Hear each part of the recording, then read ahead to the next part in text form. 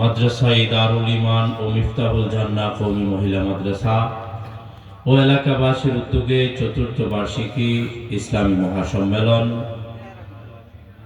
পূর্বচারীপাড়া আসমিতা কঠিয়াদি কিশোরগঞ্জ।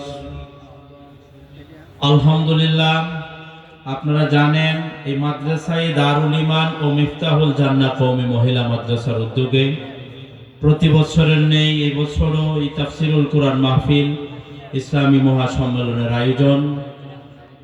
অতএব আজকের এই হযরত উলামায়ে কেরামের মাহফিল, কোরআনের মাহফিল,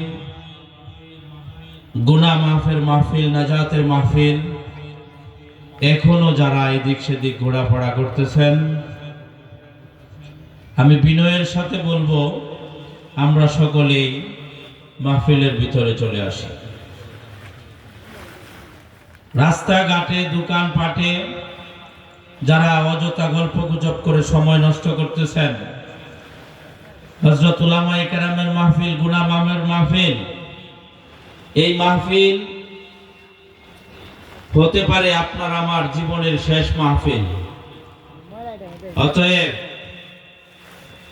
এই চারিপাড়াবাসী ধন্য যে আজকে এই কোরআনের মাহফিল, গুনাহ মাফের মাহফিল এখানে হতে যাচ্ছে।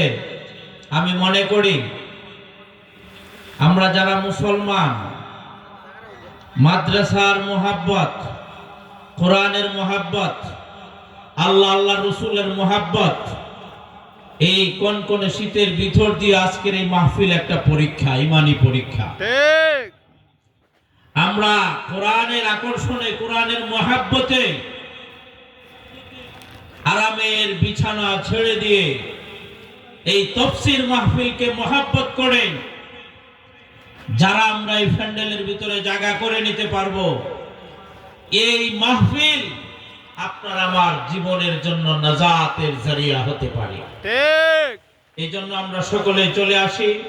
আজকের এই মাহফিলে সভাপতিত্ব করবেন মুফতি আব্দুর রশিদ ওয়াহিদ হাফিজাহুল্লাহ, সহসভাপতি হযরত মাওলানা হাদিউল ইসলাম সাহেব।